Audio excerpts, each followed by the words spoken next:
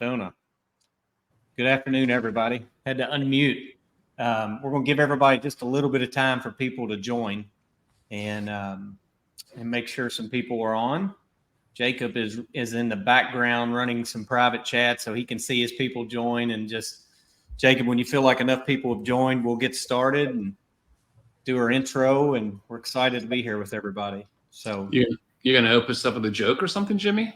I don't do jokes, but I am going to introduce everybody. Most people know us, but we're going to still do some introductions, and we're excited to be here with everybody again. So, Jacob, do you think we're ready to go?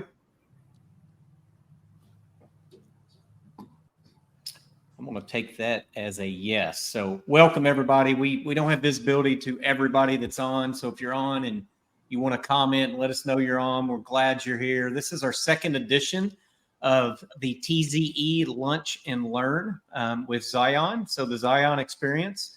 You've got Jim Shaw, president of Zion, one of the co-founders, and I've got the other three pieces of the ownership team here with us, and we're excited to be with you again. So we've got Drew Eubank, another co-founder. Drew's the EVP of Engineering and Execution Delivery. We've got Chuck Frank, a co-founder, and we've got Jordan Frank, EVP of Sales and Solutions. So we're excited to be here with you again today. For those that know us, we like to get on and interact with our LinkedIn followers. We like to get on and interact with our community and our partners and our team and just all the good people that are out there. And so today's all about a Zion's approach to how we've grown as a company and just growth in general. So I think we're all coming out of a few years where we had explosive growth due to some COVID and the pandemic. And then maybe it got a little bit soft. Maybe it's been a trickle down of growth, but it's coming back. We feel like there's a mild recession going on that's going to come, but growth is upon us. And certainly for Zion, we've been in growth mode since we started the company 18 to 20 months ago. And We've had good challenges. We've had a lot of fun. It's always a lot more fun to grow, and as you're growing up and scaling up than it is scaling down. But we're here today to just talk about that. Some of the things that we approach. We try to have some questions, but we don't want to do too scripted of questions. This is about you all to ask us questions, give us some feedback, and then we've got a few questions that we're going to kick it off with. And I think with that, I'm going to turn it over to Drew and let Drew kick us off with the first question. Yeah. So what does Zion define as growth? Yeah. So I'm going to come back on the mic a little bit. I offered to take this on. I think it's important. And then hopefully you all will get me to be quiet for a little bit. So I tried in my mind to put down just how would Zion talk about growth without talking about the same thing that you all probably heard from us before, which is, the ideals of how we started the business, what we did, what we put in place, how we grew it. And so I think I want to hit some of that because I don't think you can have growth if you don't have a good foundation. So for us, 18 to 20 months ago, we started Zion, and we spent a lot of time, the right amount of time, of putting down of what's our vision, our mission, and our values. And I think a lot of people in the strategy talk will call that your why. So I think we spent a lot of time of what was going to be our why. We ultimately came out with delivering memorable experiences and guiding intelligent change. We put a mission in place that we want to build up, inspire, encourage, listen to our customers, and just provide world-class solutions. And then we said what our values were. So that's really was our why. Then we spent time in, okay, well, if you got your why, how are you going to get there? So that's more strategic in nature. We picked 4 strategic objectives that we said we're going to focus on: our people, the right strategic partners, the right key accounts or customers, and then ultimately strategic business units. And we looked at that from an angle of really what do we need in the next 12 months? And then we tried to step back and say, okay, what's that look like 5 to 7 years from now? So we put our how down. And then last was really what. So all that's great. You got your why, you got your how, but what? So we built out a scorecard. A lot of people call these different things, but we felt like 6 to 10 goals were the right amount of goals. I don't think you can get more than that. We call them green dots of part of our strategic approach. What goals helped us get to our how? So We did 6 to 10 goes. We had a quarterly meeting that we set up that we take time to really focus on the business because we're so involved in the business as we've been growing. And we created actionable items. I think you can call them a bunch of different things, but you have to have actionable items that you're going to go focus on in the short term and you're going to go deliver results on and measure yourself against that. We also started, as we got you, for those that know us and know the relationship, none of us have an opinion at Zion. So we never have any healthy disagreement or discussions, but we part of growth, a good thing of growth is you're going to, when you've got a strong leadership team, you're going to have disagreements, and that's okay. So we put in place a process to where we identify those disagreements, we discuss them, and then we ultimately come away and we solve them. So we put that in place as to get to our objectives and our what. And then we involve our team. I think the important thing is, as we've grown, you have to involve your team. So we didn't have that at the very first few months, but as we've grown our team out, getting them engaged is really what is, it's not a superpower, but it really exponentially drives your growth in any strategy you have. So you got your why, your how, and your what. And then I'm going to shut up after this, but I want to give you some stats on our growth just to set the stage. So year over year, Zion's grown our revenue about 700 to 1,000%. We've got 5 times the employees that we had when we started the business. And we've been able to bring on board, and are very thankful and blessed for this, 18 plus customers, which anybody that's in this industry knows that's not an easy task to get 1 new customer, 2 new customers a year. And then I think we've done a nice job, hopefully, of building our brand awareness, which we're all part of our strategy going into this. So guys, I probably need to pause and let you all talk a little bit now. Yeah, Jimmy, I would say, I think another spin on the growth is that from growth, how we define it is that what you said, the mission, the vision, and then we have our core values, and our core values, we are committed, we are innovators, we are passionate, we care about family, we focus on relationships, we listen to our customers, and we have fun. If you take the we out, and what we try and do is go out to our prospects and our customers and say, are you committed? Are you an innovator? Do you care about your family? And I think because of those core values that we have and our desire to fulfill our mission and vision, it's given us the guidance to interview our prospects, and our prospects have to have those same core values. And one of the things that's critically important is, we got to have fun. We're going to stub our toes along the way, but we want good prospects that have those same core values, that let their guard down and let us in. And, we then can be an extension of their team. And as a result of following those core values, I think those prospects that have been converted to customers are just awesome customers, man. We've just had a lot of fun along the way. We're having a lot of fun. We're having a lot of success. So our growth equals the core values of our prospects to make sure they qualify into the core values of the Zion team and the Zion family. So, we're trying not to take on more than we should, and we're trying to live out our vision and mission. So, just another way of looking at it. Yeah, and I'll take a little bit more tactical approach, right? Of how do we define growth? Well, I think for us, the standard definition of growth is you're growing your team, you're growing your revenue, right? And of course, those are important to us, in not quite, well, in that order, right? We want the ability to grow our team, to continue to build our culture. And a lot of that does come from those new customers and additional revenue that we've been fortunate and blessed to take. But as part of that, we also define growth as the ability to utilize our key partners' products or services in new opportunities, right? Putting in a new goods to person system, putting in a robotic sortation system, putting in a new cross belt sorter. All those things are growth. They all make us better. They all make us more well-rounded and give us opportunity to continue to expand our market reach into different industries and verticals, right? So you can't only focus on that top line revenue and from a growth standpoint, you have to focus on what are the little steps I can take to get me to my big picture, right? And at times, I did an automation solutions forum from AHITA, and we were talking how you get started in the automation space, and people are really scared about it. I mean, you talk about selling $1 million, $5 million, $10 million, $50 million projects, and people don't know where to get started. But what I would tell you is when you're looking at what growth means to you, don't define it as $50 million is what I want to do this year. Look at it and say, how many accounts, how many team members, and how many opportunities do you want to have the opportunity to close and work on, right? But start small to realize your big picture. I think for me, don't really have anything to add other than when you look back at the growth we've had and the opportunities have been presented to us. We had to sponsor a conference, just a month ago, in the last 4 weeks. That was never, ever on our roadmap. That was never in conversation for the first 24 months. And then all of a sudden it's there. So I think what has allowed us to do is really just make a difference quicker than we expected, while always having a pulse on what's the next thing. What do we have to look out for next? Where are we going to next? How do we plan for the continued growth? How do we maintain what we have today and just keep that laser focus?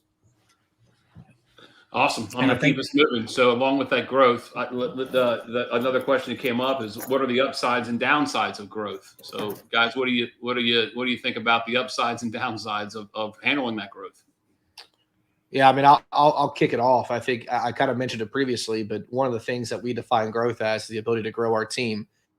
And when you grow a team, it's exciting, right? You get to get more people in, you get to explore more opportunities, you get to penetrate the market in ways you couldn't before, you get to sponsor events like Drew just mentioned. But some of the challenges with that is, how do you maintain that culture through the process, right? How do you continue to maintain that? We don't really look at ourselves. We look at ourselves as owners when we need to make the right financial decisions for the health of the business. But on day-to-day work, we're not, we don't look at ourselves as owners. We look at ourselves as part of the team, right? And as you grow to a certain size, it can be hard to maintain that. And some of the things that we're doing is we've recognized that, and we've made that an important and a priority to us. So we've gone out and we're going down a path of a new operating system for Zion Solutions Group to help us identify what's important and what's not. How do we stay on track? And if culture is one of the things that we think is most important, how do we build our growth around that, right? So with that additional growth, you have the excitement of having more people part of it, but you have the challenge of maintaining it, right? So once again, the important thing there is identify what's important to you and develop a game plan around it. I can tell you, through the conference we were sponsoring, we did speak with an individual that has around, I think it was, Drew, I don't remember, 10,000 engineers or something to that effect. And what she said is, it is just the best culture I've been at. She said 5 years ago, I planned to just be another cog in the wheel, and it's turned into a very small oriented company, and I find myself still here. So that's, you build those relationships and you have those conversations to understand, how are you doing it? How'd you do it? So that's my piece on it. I think for me, the exciting part about growth is we got into this. We said, hey, we want to make a difference and change, right? We want to change, whether it's a teammate's lifestyle, how their current job is not for them, they want a new opportunity, or whether it's going out and finding something we can truly change. And when I see our growth trajectory, we can impact so much, right? Because we give before we take. And I don't know if there's enough words to describe just how awesome that is, knowing that when you look at where we started at and where we're going to already this quickly, looking at next year, how much change we can provide in the world, right? I will echo the culture piece, right? Because as we grow, we have to bring on leaders who will then bring on their own teams. You have to empower, and we can't lose what we are today. And so that's always going to be a focus. It always has to be a focus. You have to maintain it through growth. It has to be at the forefront. You can't make decisions that are going to impact your culture, because then you won't have the growth you need. And so that's always a call out and watch out for me. I'll jump in and just say, I think the ride up is not, I mean, it's exciting. Anybody that you've been, we've been in a growth mode, I feel like, Chuck, for 8+ years. The industry's been in a good place. The technologies are in a good place. We've surrounded ourselves with good people. And growth is not the easy part, because I don't know that everybody's growing, but at least we've had success in growing. And that's been fun. It's exciting. It comes with stress. There's never a day that you kind of put your head down on your pillow, that you make commitments that you're going to keep, that you got to keep. And so there's fun in it. It's certainly funner to grow. We came through a little COVID stretch where thankfully we got through it, but we had to plan for what if the world doesn't come back? What if business doesn't pick back up? And that down trajectory was certainly a different level of stress. But I think we've all got experience where we've seen growth, we've handled growth. And I just hit on both of you all. I think the hardest thing is putting the right team members around you, knowing that, as a strong individual, that you like to stay working in the business, that's a difference in being a strong leader that's growing a business. And so we've seen value in the strategic process, which is why we're committed to starting one. I don't know, less than 2 years into the business, we all looked at each other and said, we know we need an operating system. So we've landed on an operating system. We're going to put that in place because we feel like it's power to spread out to the team and get the whole team involved. Maintain that culture, but ultimately get the whole team involved instead of just 3 or 4 or 5, 10 individuals that are pulling the company forward. So it's a balancing act, but it's fun. It's stressful. It's like your own circus some days. But anyway, Chuck. Well, I think with that, your ownership mentality, just to pick up on that really quick, right? What's important to us is having team members that are invested in Zion Solutions Group. They want to be here. They're attracted to be here. And what that allows us to do is there was a question in the chat asking around how do you provide world-class solutions when there's just I said that wrong. I'll read it. How do you define, qualify a world-class solution? How do you convince a customer to select a world-class solution when there are so many mediocre solutions available, right? And as part of that, I think the pride that the four of us have is our ability to have those relationships and partnerships and the creativity to come up with world-class solutions. But we can't be the ones doing it for a sustainable company that's on a growth trajectory. So the way that we continue to offer those solutions is investing in our team, making sure we've got the right cultural fits, making sure they're getting the right training, right? We have a robotic systems engineer, Jacob, that's on here.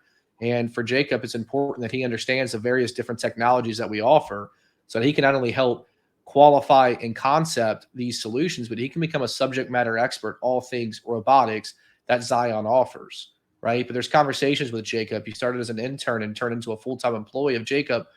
What feeds you? What's exciting for you? So I think Jacob's done a phenomenal job, just picking on him in a good way, that he jumps in because Jacob is a part of the team. He's not just another cog in the wheel. He's not just a team member, right? There is no just team members at Zion. Every single person is important to our success. And we try to ingrain that mentality by not just saying it, by living it out and living our mission and living our values. And it's why it's so important. And if you can do those things, and it's not easy to do, but if you can do those things, you get highly empowered people that want to go out and make a difference as part of the Zion team. I think another important thread in there, Jordan, real quick, is how do you convince a customer to select? And part of our vision statement is guiding intelligent change. We're not there to help you select. We're there to help guide as a partner on what that looks like. So we're all bought into the outcome and not just trying to spin a piece of technology for technology's sakes.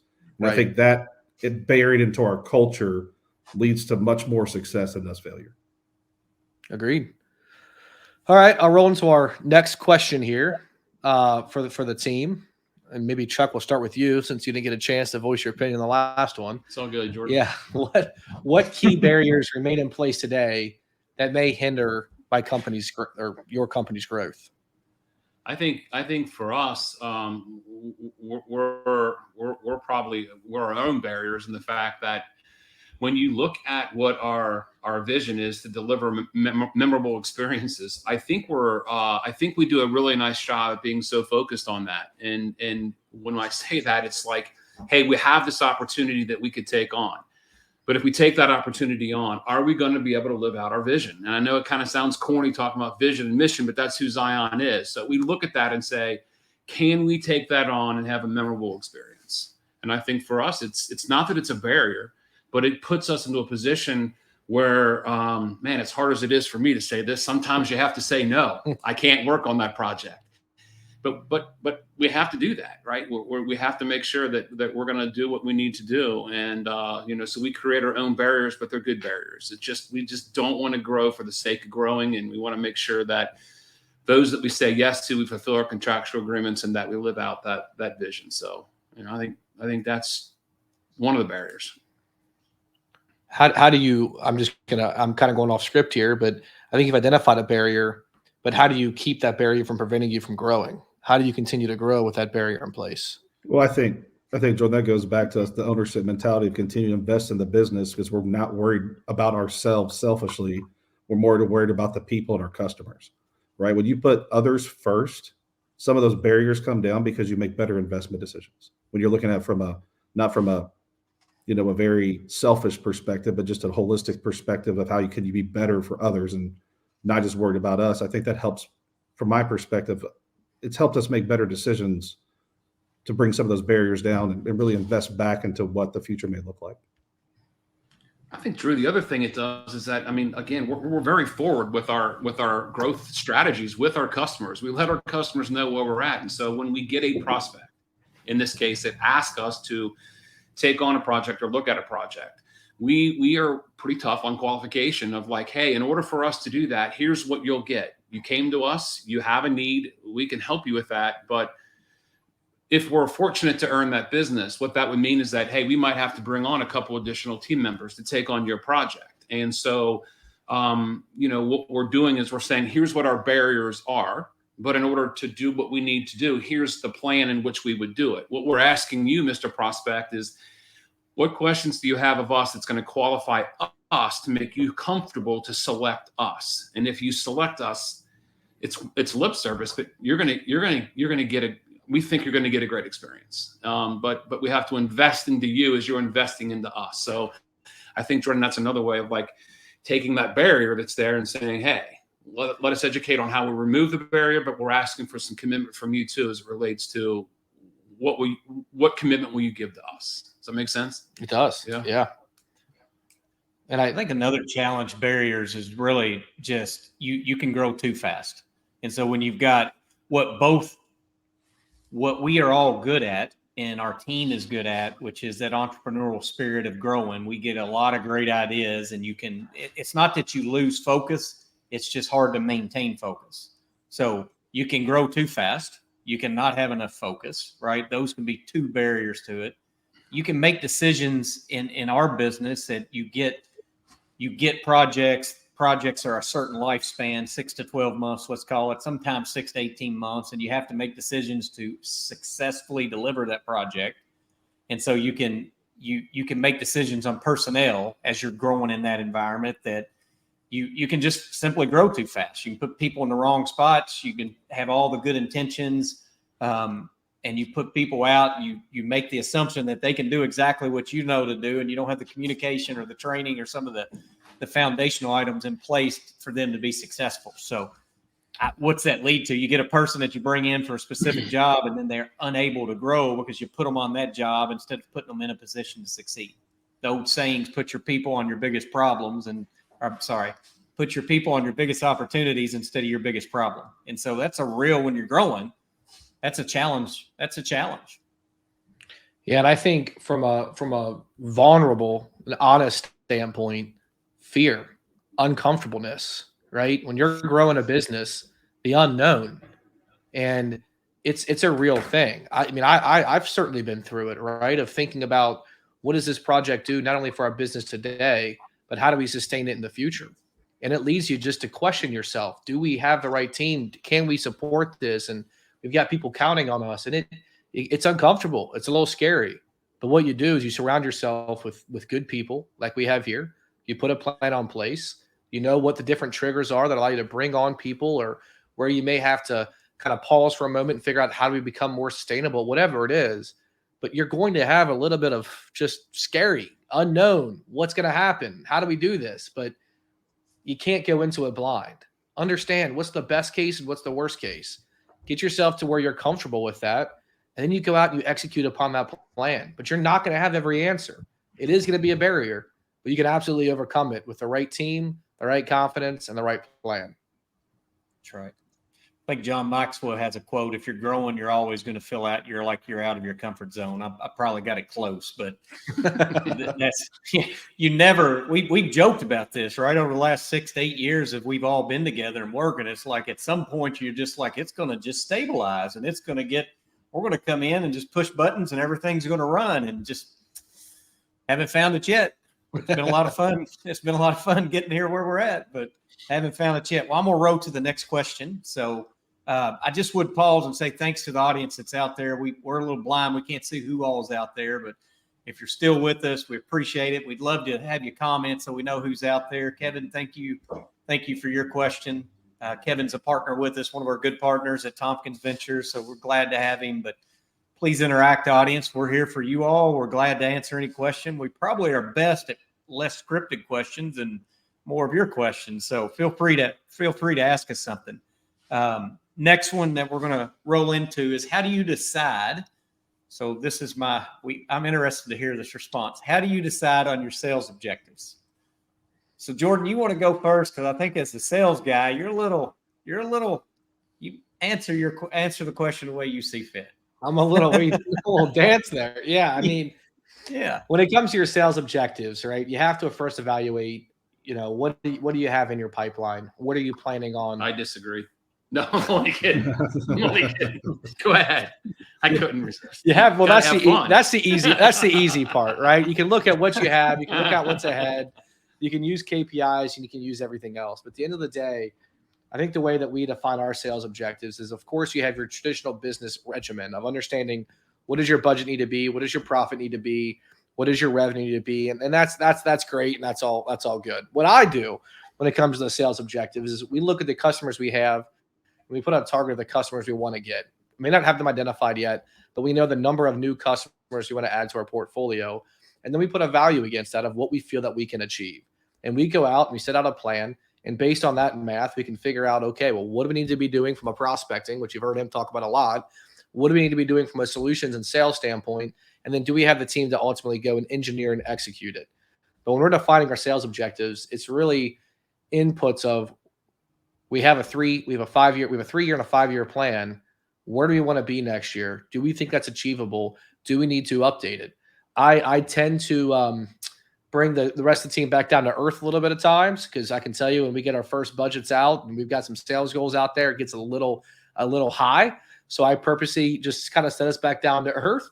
The good news is we've been updating our sales objectives for the next few years in a good way to the north. I'm opening up a little bit. I'm letting them get a little bit more aggressive with it. But at the end of the day, in this industry, it's really hard. Camera? Jordan, you want to commit on camera to a pipeline number so we've got it recorded? No. That's why Jimmy opened up with the statistics of our growth. I'll get you right. One opportunity. That'll be a good start. There we go. But it's at the end of the day, you have to use some of it. It's just experience and knowledge, right? You do have to recreate revenue in some aspects, and you've got some sustainable revenue in others. But you go out, you evaluate what you did this year. You look and say, can we do that next year? And you always want to be growing in a sustainable way. So kind of a muddy answer, right? But there is no clear-cut answer is my point. This is not product-based sales where if I go out and I talk to 100 customers, I'm going to have a 30% win rate, which is going to give me $30,000. So you have to leverage experience, you have to leverage your team, and you have to have leaders in place that have a pulse of where the business is and where it could get to. I think Zach Robbins asked a question about lessons learned and experience and so forth. I think that goes back in the same conversation. And I have an old man saying, even though I'm not old, but I'm getting gray in my beard, you can stub your toe, but you have to move the chair. And I think that when you have the experience that you have on the screen right now, 95 plus years of experience, we've had a lot of toe stubs, right? Where you walk into something and everybody that's on this call knows what it feels like to stub your pinky toe. It's a terrible feeling. And you have two options. You change your path or move the chair, or you stub it again. And I think that for us, we've done a good job of understanding where we have stubbed our toe in the past. We've been overly aggressive. We probably still don't give ourselves enough credit on what we can or what we're capable of, right? We're not boisterous about what we could do enough and give ourselves enough push sometimes. But I think that's the main takeaway for me, is that we learn from what we've done and we change path or we move the chair. We don't just keep walking the same path and keep stubbing our toe and wondering why change isn't happening. I think that question is a great question, Zach. And to piggyback on what Drew's saying, you air your dirty laundry, and as it relates to what we've learned and what we've gone through. So the longer you do this, you have situations on all projects. You just do. Sometimes they're minor, sometimes they're major. And what we always try and do is address those. We try and see those. And when something comes up in our world, something that we missed, something that the customers missed, it's not whose fault it is, but we very quickly come together. We stop, halt the presses. This group that's on here, we come together and we're like, hey, here's our situation. And our team members are praised for bringing up that to us. They're not never reprimanded. It's never their fault. It's like, hey, we have a situation. What are we going to do? The first thing we need to do is, do we have a solution? Yes or no? And if we don't, let's get the solution. The second thing we do is we call the customer and we let the customer know what's going on. Hey, we have this situation. Here's what's come up. We'll talk about whose issue or whose fault it was, maybe, but right now, here's what we're doing. And you just need to be aware of it. And in some cases, we have literally jumped on a plane. We have flown to the customer's facility because the issue was large enough and big enough that it was just right to deal with it face to face and not a Teams meeting, not a conference call. So what's the lesson learned? The lesson learned is like, man, just do for others as you want them to do for you. And we do that. And what might happen, there may be the next transaction. And maybe somewhere in our life, we didn't get that opportunity. It went to to a competitor because of something that might have happened. But we stay close. We stay tight. We wish that competitor well. We hope that project goes well. We sincerely do. But in a lot of cases, it doesn't go as well. And then the customer comes back and are like, man, I wish I would have kept you. I wish I would have made the decision to give you the order. And it's okay. You didn't. And we understand it. We appreciate it. So those are just some real examples, but just this open communication, real-time communication that we have, man, I think it's so hard to have and it's scary to have, but we've really strengthened relationships and partnerships and learned a lot by doing that. So again, that's just culturally who we are. So hopefully that's just a good example of, one of the things that helps with sustainability and growth. Yeah, the key word to use is relationships. To us, it's not a transaction. We're there for the long haul. Like we have a customer, our first customer system we did under Zion. I was back there 2 weeks ago helping with a project because we create a relationship, right? It's not about how can we help our customers solve their problems, right? That drives growth because they're going to come back to you the next time they have a problem. They're going to invite you to the table and ask those questions. They may not the answer may not always be one they want to hear, but we'll give our honest opinion and feedback based on the situation of what we think they need to hear. Then there's power in that, right? It's not always getting an answer; it's getting the right answer, not just the one you want to hear. And I think that the same thing goes on with projects. It goes on in our internal team. It's just that open honesty and creating a true relationship and really caring about those folks, even when it's not business related. Hey, how are your kids? I saw your kid was sick. 100%. Hey, I saw you had this big milestone. Congratulations! It's not about the business side of it. It's about being human and caring about something more than just the numbers. I think Chuck said it best. Treat others like you want to be treated, and that it doesn't always work out. You got to get over that at first. You're not always going to be 100% in the win column, and that's okay. But you treat others the way that you want to be treated, and we believe that firmly will come full circle in life to you. And I want to hit this real quick from a different perspective. I think because I've been on all ends of this. My early career, I was with a company, UPS. Most everybody knows that, 100+ year company. I had little impact on what growth could be. I could in my little microcosm of a world. And then when we joined, Chuck, when I joined up with you back in 2015, had a lot more ability to affect growth. But that company was 30, 40+ years into existence. So Zion, when we started, it was start from scratch, start from zero, start everything ideal, take all the lessons that you learned. So I think we focus a lot on that, but there's companies out there that may listen to this and say, we were in that 30, 40-year-old company, and how do you take that growth trajectory forward? And I think it's a similar principle we started Zion on. You start with your people. So we said good people. You start with your partners. We said good partners. And you go after the right customers or good customers. And so it's conversations with involve your team, because you can't do it alone. If you got an older, more established company, involve your partners. We were on the phone with our partners. Hey, what can we do together? Let's set goals together. And then ultimately it's your customers. Don't be afraid to talk to your customers and say, what can we count on you for? We want to service you. We want the relationship. And so I think if you're a little more mature of a company and organization, you can put those three things in place. Or if you're brand new, starting up, less than 2 years old, like we did, they're similar principles, but involve your team, involve your partners, and ultimately have conversations with your customers. Too often we say we leave those out of the equation, and customers and partners, we can't do it without them. So, all right, Drew, I think we're ready to roll to the next question. Great Unlike the question, other guy- Zach, by the way. Unlike Really- the other guys on this call, I don't have a sheet printed, so when Jacob throws the question up, I'll ask. Had a home situation, so we're working from the dining room table today. So, what's next for Zion? Who wants to take this? That's a one big first? question. Thank you, Jacob. That's a massive question to ask. Well, I can certainly get us rolling. So, what's next for Zion from Jordan's perspective? I'm going to save some things. There's a lot to unpack there, but I think from my point of view, one of the important things with Zion is to continue to be an industry leader when it comes to. I'd like to use the word creativity, but it's really about the care we have for our customers. We leverage our creativity to put our partners and customers in the best position we can. And what I mean by that is that the more I think about it, we oftentimes tell our customers that we're going to spend the money like it's ours, and we're only going to recommend what we think makes sense, and we're not going to force feed a particular technology that doesn't make sense. I don't think we give ourselves enough credit for how natural that comes to all of us on the call here and our team. We never approach an opportunity and talk about how can we sell more? How can we get, certainly how can we help the customer more? But we don't talk about, well, man, if we pitch this versus that, we're going to increase our revenue by 2x, or, we're going to increase this opportunity size by 50%. It just doesn't cross our mind. We're really out there solving problems.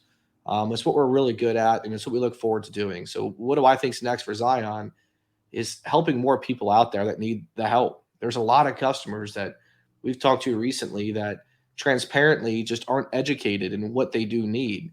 And they go out and they find a solution, and it may not be the right fit for them. And there's times where we can get in at the right time to help them, and there's times that we can't. But I just want to continue working with good people, building a good team, and leaving our customers wondering, where has Zion been? That's what I'm looking forward to. I'd say the other cool thing that we got going right now, and shout out, I don't know if Kevin's on or not, Kevin O'Neill, but we're getting ready to put in a formalized operating system at Zion called Pinnacle. And we spent a lot of time looking at different operating systems that were out there. And why are we doing that? Well, because we are a process-based organization. We like processes. Our team likes processes. Our customers like process. If you follow a process, that it normally is a formula for success. So as the four of us are on here, we stated that we're four unique individuals at different places in our careers. One of the things that we identified early on is that we owe it to our team, Jimmy said it, to lift people up. So our team is first, in that we want to give them every opportunity to succeed. We want to know what their IDP is, where their growth is, what they want out of life, what are their personal and professional goals. So for us, this Pinnacle process is an operating platform that will allow us to be best in class at everything that we do from a Zion perspective. And we're really excited about it. So it's going to take us 3 years to put it together, but we're doing that to make ourselves better, to challenge ourselves, to take care of our team members. Our team members will be engaged because they got brilliant ideas, way better than we do at times. So we're going to engage them. They're going to give back to us, and in turn, we're going to grow as leaders, and they're going to grow as team members. And it's just, we think, going to really position Zion to focus on what's critically important. So we're really excited about that. A lot of work, but it's going to be, we think, a great process for us. I think from my perspective, what's next for Zion is exciting because, Monday I had 7 teammates in the Georgia office all together. And we got to go see our new space we have to grow into because we don't have enough space, right? It's the opportunity to continue to bring on teammates. And I think Jordan and I talked about this very often at the beginning of how long we'd have to be in every detail of the business. We're now prepared to bring on leaders that can come do some of that stuff, that we can help guide, that are probably smarter than we are, that are there to help the business out. I didn't think we'd be there in 18 months, but here we are, right? I think that's what's next for Zion, is how we evolve into, sharing our experiences, sharing how we do things, but letting other people come in and grow their way with their ideas and trying new things. And you didn't think about it day one, but it hit you in the face, a couple months ago, like, wow, we really have an opportunity to allow that to happen. Yeah, and I'll give my thoughts of, I'm probably a little more touchy-feely on some of this stuff, but when I stop and look at it, it's just like, I echo what you all said, but for me personally, and just I think I speak for us in general, right? Is we count our blessings every day. We know this isn't all about us, so we count our blessings. We're blessed. We've been blessed. We thank our customers. We couldn't do this without the customers having faith in us. Those relationships. We thank our partners. We thank our team. We talk that I beat it into the ground. Good people, good partners, good customers. And we I'm looking forward to, which doesn't come naturally to me, to celebrate our success a little bit. So we got a few fun things that we've talked about. And really next year, we've got this idea and this foundation of an AOK Foundation. We've been able to do it even as we were getting the business started. We've been able to feed families. We've been able to support local community needs that are near and dear to us. We've even helped others and reached out. And so with this revenue success and with that, it's going to allow us to do even more bigger things and go deep with a few needs and few communities. And who knows how that's going to affect the world in general. So super, super excited about that. I think you all will see some of that, and energy's going to go into it. And just, if you come back to the tactical stuff, I think we're going to just stay focused. We'll stay focused on the foundation, the vision, the mission, the values. We're going to bring Pinnacle to life. Really excited about that. See that, Kevin. Just, we can't wait for it either. We've got a great leader that's going to guide us through it. And I'll put my hand up. Chuck and I both need it. I'll throw Chuck in there too. So we need it. And then we're going to go back. We'll update our plan. So when we met in March of 2022, which feels like a lifetime ago, we said, where do we want to be in 5 years? And we're there in less than 2. So just thankful for that. But I think that's what's next for Zion. We're going to continue this. If the audience wants it, you'll have access to us. We like interacting with people, and we like interacting with our customers and our partners out there. So do we got any more questions, Jake? Yeah, I think we have one more question came in. Yeah. Did we have one more? Okay. I saw Kevin got on there. Thanks, Kevin. Let's see. What do we got? Nick. Hey, Nick. How are you? I'll read it real quick and somebody can answer. But cultural characteristics do you look for in companies that are you considering partnering with? So what do we look for, guys? I think the number one thing is truly a partner, right? Yeah. We're there to be an extension of their team, right? I think we've had some conversations with organizations constantly. It's almost too many to count, wanting to come in and have conversation, to be part of our program. And there's some that have great solutions, but maybe the company culture doesn't fit. And so it's like, guys, we appreciate it. Good job. We're not going to be able to afterwards go around and talk about life and enjoy each other. So there's got to be a cultural fit with the teams and an understanding of what we provide and how we do things. There are technology companies out there. I won't say a lot. That's a bad word, but there are quite a few out there that look at their integration partners as a business development arm. And that's just not who we are. Like we want to use it as a tool to solve a problem and fit it in where it can. And then naturally the rest of it takes care of itself. So for me, does it really solve a problem? Is it solving a problem a different way in a more efficient fashion? And then there's a culture fit.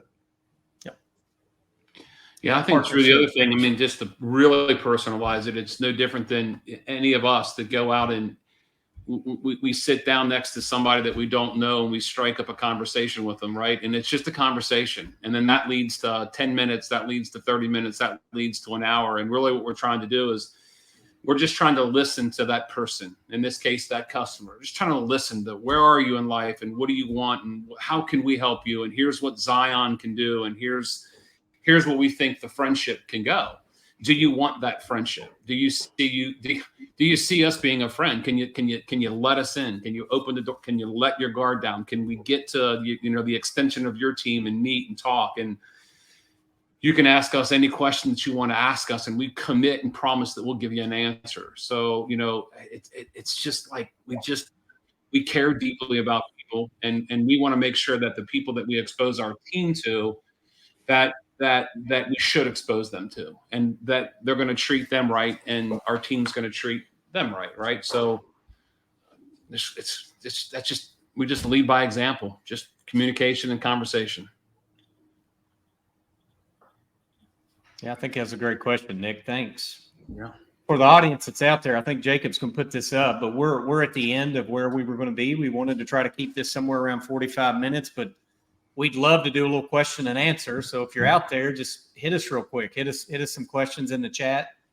LinkedIn and let us know. We'll do a little rapid fire questions and answers. We'll give some time for that to come up. And if not, we've enjoyed being on with everybody. And I don't know what we're going to do this every month, but we're going to do it at some cadence. Maybe it's every 6 months. I think the last one we did was June, and we just enjoy getting on and stepping away a little bit and having conversations with people. It helps us reflect and think through some of this rapid growth that we've seen and experienced. So, and it gets people know who we are too, right? I mean, as important as it is, who you work with and it's just as important as what technology you're buying.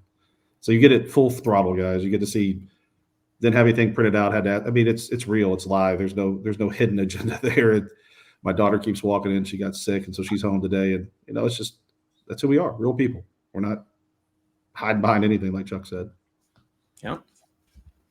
I would say the other thing for anybody that's out there, like if you ever want to learn more, you want a one-on-one, you don't feel comfortable asking a question, you want to, we are here 24/7. Feel free to reach out to us, and we're committed that, look, we don't have any pixie dust or magic. We'll share with you. We'll answer your question. We'll help you help us. Right. So feel free to reach out.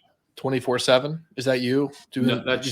Huh? Yeah, that's okay. Perfect. That'll be Chuck Frank 24/7. There you go.